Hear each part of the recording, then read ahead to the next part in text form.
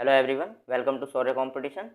और आज की इस वीडियो में हम 17 मई 2024 के करंट अफेयर के सभी महत्वपूर्ण क्वेश्चन को डिस्कस करने वाले हैं और प्रत्येक क्वेश्चन से संबंधित इंपॉर्टेंट फैक्ट भी मैं आपको वीडियो में ही बताऊंगा। तो सभी वीडियो को अंत तक देखें। चलिए स्टार्ट करते हैं। और स्टार्ट करने से पहले कल की क्लास यानी 16 मई की क्लास का जल्दी से रिविजन कर लेते हैं। अंतर्राष्ट्रीय परिवार दिवस 15 मई को मनाया गया है और ये दिवस इस दिवस की जो शुरुआत की थी वो संयुक्त राष्ट्र ने की थी और ये दिवस परिवार के महत्व की चर्चा करने के उद्देश्य से मनाया जाता है। और भारत के मुख्य न्यायाधीश कौन है वर्तमान में? डी.वाई. चंद्रचूड़, धनंजय यशवंत चंद्रचूड़। ये 50वें नंबर के न्यायाधीश है। इन्होंने ब्राज़ील में G20 शिखर सम्मेलन को संबोधित किया है। और हरिंदर सिक्का के नए उपन्यास गोविंद का विमोचन हुआ है और इस उपन्यास में हरिंदर सिक्का ने बिहार की गरीबी के बारे में वर्णन किया है। और HDFC बैंक ने भारत का पहला virtual credit card pixel play launch किया है और ये 100% क्या है? ये 100% डिजिटल कार्ड है। और गाजा में संयुक्त राष्ट्र के वाहन पर हमले में सेवानिवृत्त भारतीय सेनाधिकारी की मृत्यु हो गई है और इनका नाम था कर्नल वैभव अनिल काले। ये सेवानिवृत्त थे और गाजा में जो है संयुक्त राष्ट्र के एक स्टाफ सदस्य के रूप में कार्य कर रहे थे। और 13 मई को गाजा के राफा शहर में इनके वाहन पर हमला हुआ और इसमें क्या हो गई? इनकी मृत्यु हो गई। और हाल ही में चर्चा में रहा सोनाई रुपाई वन्यजीव अभ्यारण्य कहाँ पर? असम में स्थित है। और ये चर्चा में क्यों रहा था? तो चर्चा में रहा था ये अवैध निर्माण के कारण। नेक्स्ट, यूक्रेन की संसद ने कैदियों को सेना में शामिल करने के लिए एक विधेयक पारित किया है। और ऐसा क्यों किया गया है? क्योंकि हाल ही में रूस और यूक्रेन का युद्ध चल रहा है, जिस युद्ध के चलते यूक्रेन के सैनिकों में कमी आई है। तो उस कमी को पूरा करने के लिए यूक्रेन की संसद ने कैदियों को भी सेना में शामिल करने का बिल पारित किया है। नेक्स्ट, पाकिस्तान सीमा पर निगरानी बढ़ाने के लिए भारतीय सेना को 18 जून को पहला हरमीस 900 ड्रोन उपलब्ध कराया जाएगा और इसका नाम दृष्टि 10 ड्रोन रखा गया है और इसे भारतीय सेना पंजाब बठिंडा बेस पर तैनात करेगी। और नोबेल पुरस्कार विजेता लेखिका हैं ये एक एलिस मुनरो। इनका भी हाल ही में 92 वर्ष की आयु में निधन हो गया है और इन्हें सन 2013 में नोबेल पुरस्कार से सम्मानित किया गया था और ये कनाडा की रहने वाली हैं। नेक्स्ट, शीर्ष भारत एथलीटों ने राष्ट्रीय चैंपियनशिप में स्वर्ण पदक जीता है। तो दोस्तों, करंट अफेयर की इस क्लास को यदि आप डिटेल में देखना चाहते हो तो इसका लिंक मैंने डिस्क्रिप्शन में दिया है, आप जाकर देख सकते हो। और करंट अफेयर की इस क्लास को यदि आप डेली देखना चाहते हो तो आप हमारे चैनल से जुड़ सकते हैं। चैनल को सब्सक्राइब करके बेल आइकन को ऑन कर लें। तो चलिए स्टार्ट करते हैं आज के करंट अफेयर को। तो क्वेश्चन नंबर 1, अंतर्राष्ट्रीय प्रकाश दिवस हाल ही में कब मनाया गया है? सही आंसर ऑप्शन नंबर सी, 16 मई को। 16 मई को अंतर्राष्ट्रीय प्रकाश दिवस के रूप में मनाया गया है। और इस दिवस को मनाने का उद्देश्य क्या है? तो इस दिवस को मनाने का उद्देश्य वैज्ञानिक सहयोग को बढ़ावा देना और शांति और सतत विकास को बढ़ावा देने के लिए विज्ञान की क्षमता को पहचानना ही इसका क्या है? उद्देश्य है। और इसकी थीम क्या है? इस दिवस की थीम क्या है? तो इस दिवस की थीम है हमारे जीवन में प्रकाश। और यूनेस्को के द्वारा इस दिवस को मनाया जाता है और इसकी शुरुआत यूनेस्को ने 16 मई 2018 को की थी। 16 मई 2018 को पहला अंतर्राष्ट्रीय प्रकाश दिवस मनाया गया था। और क्यों मनाया गया था? क्योंकि 1960 ईस्वी में, कब? 1960 ईस्वी में थियोडोर मैमन, ये एक वैज्ञानिक थे, थियोडोर मैमन, इनके द्वारा लेजर का पहला सफल ऑपरेशन किया गया था। नेक्स्ट देखते हैं, 1 मई को अंतर्राष्ट्रीय मजदूर दिवस मनाया गया है, जिसे मई दिवस भी बोलते हैं। और 3 मई को विश्व प्रेस स्वतंत्रता दिवस के रूप में मनाया गया है। और हाल ही में अभी विश्व प्रेस स्वतंत्रता की रिपोर्ट आई है, ठीक है। और 2024 की इस रिपोर्ट में भारत की रैंक कितनी रही है? तो भारत की इसमें रैंक रही है 159वीं रैंक पर रहा है भारत, ठीक है। और 2023 की रैंक में, 2023 की रिपोर्ट में भारत की रैंक क्या थी? तो इसमें भारत की रैंक थी 161, ठीक। नेक्स्ट, 4 मई को अंतर्राष्ट्रीय अग्निशमन दिवस के रूप में मनाया गया है। और 5 मई को राष्ट्रीय अंतरिक्ष यात्री दिवस के रूप में मनाया गया है। और 6 मई को अंतर्राष्ट्रीय नो डाइट दिवस के रूप में मनाया गया है। और 7 मई को विश्व एथलेटिक्स दिवस के रूप में मनाया गया है। और ये दिवस क्या करता है? ये दिवस एथलेटिकों को जो हो बढ़ावा देने के उद्देश्य से मनाया जाता है। और 8 मई को विश्व रेड क्रॉस दिवस मनाया गया है। और 9 मई को मनाई गई है महाराणा प्रताप जयंती। और महाराणा प्रताप उदयपुर मेवाड़ के भिल्ल सिसोदिया राजवंश के राजा थे और इन्होंने 1576 ईस्वी में एक युद्ध लड़ा था, प्रसिद्ध युद्ध हल्दी घाटी का युद्ध। और ये युद्ध इन्होंने जो मुगल बादशाह था उस टाइम अकबर और महाराणा प्रताप के बीच में लड़ाया गया था हल्दी घाटी का युद्ध। और 10 मई को विश्व अर्गानिया दिवस के रूप में मनाया जाता है, और 11 मई को राष्ट्रीय प्रौद्योगिकी दिवस के रूप में मनाया जाता है, और 12 मई को भी हाल ही में अंतर्राष्ट्रीय नर्स डे और मदर्स डे इन दोनों दिवस के रूप में मनाया गया है, और 13 मई को अंतर्राष्ट्रीय ह्यूमस डे के रूप में मनाया गया है, और 14 मई को अंतर्राष्ट्रीय डायलन थॉमस दिवस के रूप में मनाया गया है, और 15 मई को अंतर्राष्ट्रीय परिवार दिवस के रूप में मनाया गया है। तो ये है मई के सारे इंपॉर्टेंट डेज। नेक्स्ट, हाल ही में किसने चंद्रमा पर पहली रेलवे प्रणाली विकसित करने की योजना बनाई है? चंद्रमा पर पहली रेलवे प्रणाली विकसित करने की योजना बनाई है, सही आंसर है नासा। नासा ने चंद्रमा पर पहली रेलवे लाइन प्रणाली विकसित करने की योजना बनाई है, और इसका नाम नासा ने फ्लोट FLOAT फ्लोट रखा है, और ये 100 टन तक परिवहन, इस पर जो है 100 टन तक परिवहन किया जा सकता है। नेक्स्ट इंपॉर्टेंट पॉइंट देखते हैं, नासा की फुल फॉर्म हो national aeronautics and space administration. स्थापना हुई थी नासा की 29 जुलाई 1958 को। मुख्यालय है वाशिंगटन DC में, और अध्यक्ष है इसके वर्तमान बिल नेल्सन। और नासा ने सतत मानव अन्वेषण को आगे बढ़ाने के लिए किसके साथ? जापान के साथ समझौता किया है। और नासा ने सौर ऊर्जा से संचालित अंतरिक्ष यान भी हाल ही में लॉन्च किया है, और ये सूर्य की ऊर्जा से चलने वाला अंतरिक्ष यान है। नेक्स्ट क्वेश्चन नंबर 3, हाल ही में किस बैंक ने घोषणा की है कि वह 1 जून को ग्राहकों के सभी निष्क्रिय खाते बंद कर देगा? सही answer option number B, PNB, Punjab national bank. Punjab national bank ने घोषणा की है कि वो 1 जून से ग्राहकों के सभी निष्क्रिय खाते बंद कर देगा। और निष्क्रिय खाते क्या होते हैं?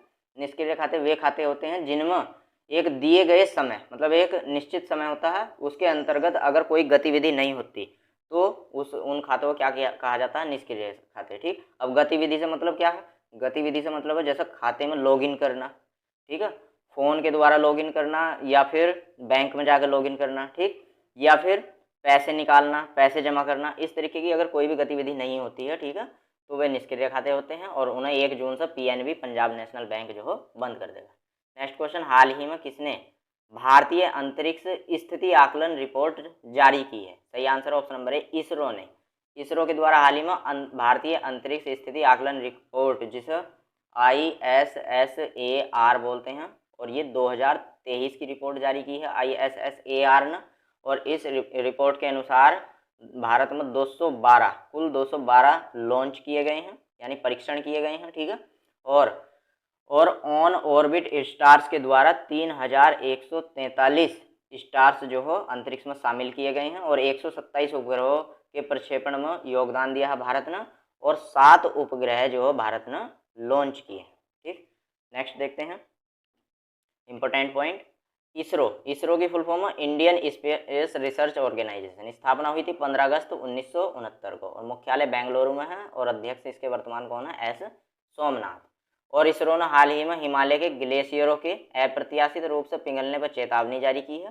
भारत हिमनद की संख्या में 676 झीलें ऐसी हैं जिनका आकार जो है 2 गुने से भी ज़्यादा हो गया है, जो ग्लोव के खतरे को इंगित करता है, इंडिकेट करता है। ठीक है, नेक्स्ट इसरो के प्रमुख जो कौन है? S सोमनाथ। इन्होंने अंतरिक्ष सुरक्षा के लिए बेंगलुरु में दिगंतारा मुख्यालय खोला है।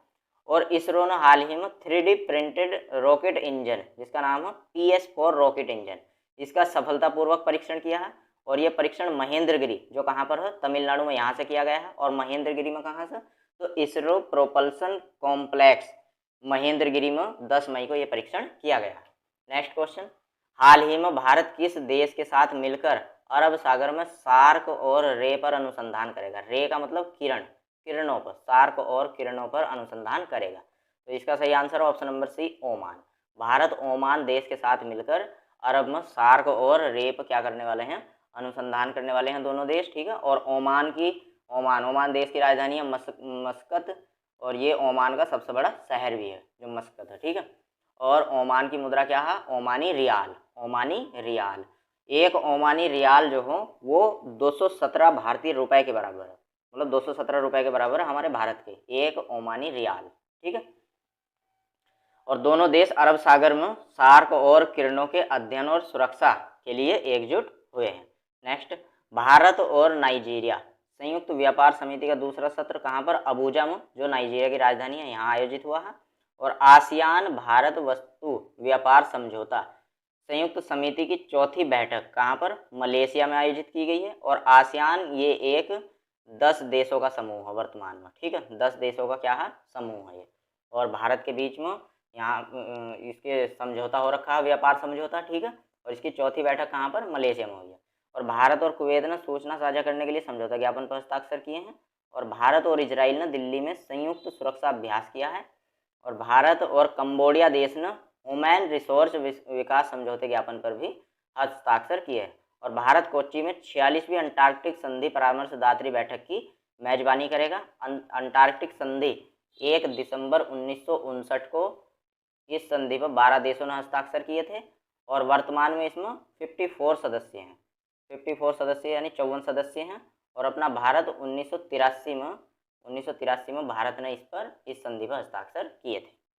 नेक्स्ट क्वेश्चन, हाल ही में किस सुरंग को भारत की सबसे ऊंची सुरंग के रूप में मान्यता मिली है? किस सुरंग को भारत की सबसे ऊंची सुरंग के रूप में मान्यता मिली है? तो सही आंसर ऑप्शन नंबर डी, सेला सुरंग। सेला सुरंग को भारत की सबसे ऊंची सुरंग के रूप में मान्यता मिली है। और ये मान्यता किसने दी है? तो इंग्लैंड की इंटरनेशनल बुक ऑफ ऑनर ने सेला सुरंग को देश की सबसे ऊंची सुरंग के रूप में आधिकारिक रूप से मान्यता दी है। और ये सेला सुरंग कहाँ पर स्थित है? तो ये अरुणाचल प्रदेश में स्थित है सेला सुरंग। और इसकी लंबाई की अगर हम लेंथ की बात करूँ तो इसकी लेंथ 2598 मीटर। और ये तेजपुर तवांग रोड पर ये समुद्र तल से जो है 13,000 फीट की ऊंचाई पर ये स्थित है, ठीक है। और इसका जो निर्माण कराया था इसका निर्माण किसने कराया था? BRO ने, यानी कि बॉर्डर रोड ऑर्गेनाइजेशन, सीमा सड़क संगठन जो भारत का है, ठीक है, इसने इसका निर्माण कराया था। और अरुणाचल प्रदेश के जो मुख्यमंत्री है, इन्होंने BRO को क्या दी है? सफलता की बधाई दी है। नेक्स्ट क्वेश्चन, हाल ही में इफको के अध्यक्ष के रूप में किसे चुना गया है? सही answer option number A, Dilip Sanghani को इफको के अध्यक्ष के रूप में चुना गया है। और ये 17वें नंबर के अध्यक्ष बने हैं। कौन से नंबर के? 17वें नंबर के अध्यक्ष बने हैं। और इफको की फुल फॉर्म क्या है? भारतीय किसान उर्वरक सहकारी समिति। और ये विश्व की सबसे बड़ी समिति है। इसकी स्थापना कब हुई थी? तो इसकी स्थापना हुई थी 3 नवंबर 1967 को इसकी स्थापना हुई थी। कहाँ पर? नई दिल्ली में इसकी स्थापना हुई थी, ठीक है। नेक्स्ट देखते हैं, टाटा इलेक्ट्रॉनिक्स के अध्यक्ष के रूप में नटराजन चंद्रशेखर को नियुक्त किया गया है। भारतीय नौसेना के चीफ ऑफ पर्सनल के रूप में संजय भल्ला को नियुक्त किया गया है। और रिजर्व बैंक ऑफ इंडिया के कार्यकारी निदेशक के रूप में आर लक्ष्मी कंठराव को नियुक्त किया गया है। और रश्मिता झा को national thermal power corporation NTPC का मुख्य सतर्कता अधिकारी नियुक्त किया गया है। और HDFC लाइफ ने के मिस्त्री को अपना चेयरमैन नियुक्त किया है। और state bank of India general insurance के प्रमुख के रूप में किसे? जया त्रिपाठी को नियुक्त किया गया है। और नरसिंह यादव को रेसलिंग फेडरेशन ऑफ इंडिया भारतीय कुश्ती महासंघ के एथलीट पैनल के रूप में अध्यक्ष के रूप में चुना गया है। नेक्स्ट क्वेश्चन, हाल ही में किसने भारत के 85वें ग्रैंड मास्टर बनने का गौरव प्राप्त किया है? सही आंसर है option number C, Shyam Nikhil जो तमिलनाडु के रहने वाले हैं। इन्होंने भारत के 85वें ग्रैंड मास्टर बनने का गौरव प्राप्त किया है। और दोस्तों 83वें जो ये आदित्य एस सामंत है, इन्होंने 83वें ग्रैंड मास्टर बनने का जो है गौरव प्राप्त किया है। और ये महाराष्ट्र के रहने वाले हैं। कहाँ के? महाराष्ट्र के, ठीक है। और वैशाली रमेश बाबू ने अभी हाल ही में अप्रैल में, ठीक है, वैशाली रमेश बाबू ने 84वें ग्रैंड मास्टर बनने का गौरव प्राप्त करा है। और ये भारत की तीसरी ऐसी महिला हैं जो ग्रैंड मास्टर बनी है, ठीक है। और गोपल्ला प्रणीत 82वें ग्रैंड मास्टर बने हैं, ठीक है। और ये तेलंगाना के रहने वाले हैं। कहाँ के? तेलंगाना के, ठीक है। चलिए बढ़ते हैं नेक्स्ट क्वेश्चन की ओर। हाल ही में देश की सबसे बड़ी कौशल प्रतियोगिता जिसका नाम है इंडिया स्किल्स 2024 का उद्घाटन कहाँ हुआ है? सही आंसर है ऑप्शन नंबर सी, नई दिल्ली में देश की सबसे बड़ी कौशल प्रतियोगिता इंडिया स्किल 2024 का उद्घाटन हुआ है। और ये 15 मई से जो है नई दिल्ली में ये प्रतियोगिता आयोजित हुई है। नेक्स्ट क्वेश्चन, हाल ही में फेडरेशन कप 2024 में किसने स्वर्ण पदक जीता है? फेडरेशन कप 2024 जो कहाँ पर, भुवनेश्वर, जो उड़ीसा की राजधानी है भुवनेश्वर, उसमें कलिंगा स्टेडियम में आयोजित हो रहा है। तो इसमें नीरज चोपड़ा ने स्वर्ण पदक जीता है। नीरज चोपड़ा ने स्वर्ण पदक जीता है और नीरज चोपड़ा ने 82.27 मीटर भाला फेंक कर इन्होंने ये स्वर्ण पदक जीता है। ठीक है। और इससे पहले नीरज चोपड़ा ने दोहा डायमंड, कौन सा, दोहा डायमंड में इन्होंने रजत पदक जीता है। ठीक है। और ये 88.36 मीटर भाला फेंक कर दूसरे स्थान पर रहे थे दोहा डायमंड लीग में, दूसरे स्थान पर। तो पहले स्थान पर कौन रहा? पहले स्थान पर चेकिया देश का, कौन से देश का? चेकिया देश के थे जैकब, चेकिया देश के रहने वाले जैकब थे और इन्होंने 88.38 मीटर भाला फेंककर स्वर्ण पदक जीता और ये पहले स्थान पर रहे हैं। ठीक है। और दोहा डायमंड की बात हो गई। और नीरज चोपड़ा ने इससे पहले सन 2020 में जो टोक्यो ओलंपिक हुआ था, टोक्यो जापान की जो राजधानी है, ठीक है, तो टोक्यो में ओलंपिक हुआ था। ठीक है। इस ओलंपिक में ठीक है, इस ओलंपिक में नीरज चोपड़ा ने 87.58 मीटर भाला फेंक कर रिकॉर्ड बनाया था। ठीक है। और स्वर्ण पदक जीता था। कौन सा पदक? स्वर्ण पदक जीता था। ठीक। नेक्स्ट देखते हैं दोस्तों, दोहा डायमंड लीग में नीरज चोपड़ा ने हाल ही में कौन सा रजत पदक जीता है? और अभी मैंने इसके बारे में आपको बताया ही है। ठीक है। दोहा डायमंड लीग में रजत पदक जीता है 88.36 मीटर भाला फेंक कर। ये दूसरे स्थान पर रहे हैं। पहले स्थान पर चेकिया देश के जैकब रहे हैं और इन्होंने 88.38 मीटर भाला फेंका। तो नीरज चोपड़ा इस डायमंड लीग में मात्र 2 सेंटीमीटर से पीछे रहे हैं। और तजिंदर पाल सिंह तूर ने राष्ट्रीय चैंपियनशिप में स्वर्ण पदक जीता है। कौन से? राष्ट्रीय चैंपियनशिप में स्वर्ण पदक जीता है। और हरियाणा के किसान के बेटे ने परवेज खान ने यूएस कॉलेजिएट रेस में, ये 1500 मीटर की रेस थी। ठीक है। 1500 मीटर की दौड़ थी, इसमें स्वर्ण पदक जीता है। किसने? परवेज खान ने। और हर्षित कुमार ने 21वीं एशियाई अंडर 20 एथलेटिक्स चैंपियनशिप में स्वर्ण पदक जीता है। और मोना अग्रवाल ने world shooting para sport tournament में स्वर्ण पदक जीता है 10 मीटर राइफल में। ठीक है। और एकता डे ने एशियाई अंडर 20 एथलेटिक्स चैंपियनशिप में महिला स्टीपल चेंज में स्वर्ण पदक जीता है। और पुरुषों की इसी चैंपियनशिप में रणवीर सिंह ने स्वर्ण पदक जीता है। ठीक है। स्टीपल चेंज एक प्रकार की ये भी दौड़ होती है, लेकिन इसमें बाधाओं के रूप में पानी लिया जाता है। और अनुराग सिंह कलेर ने एशियाई अंडर 20 एथलेटिक्स चैंपियनशिप में पुरुषों की शॉटपुट स्पर्धा में स्वर्ण पदक जीता है।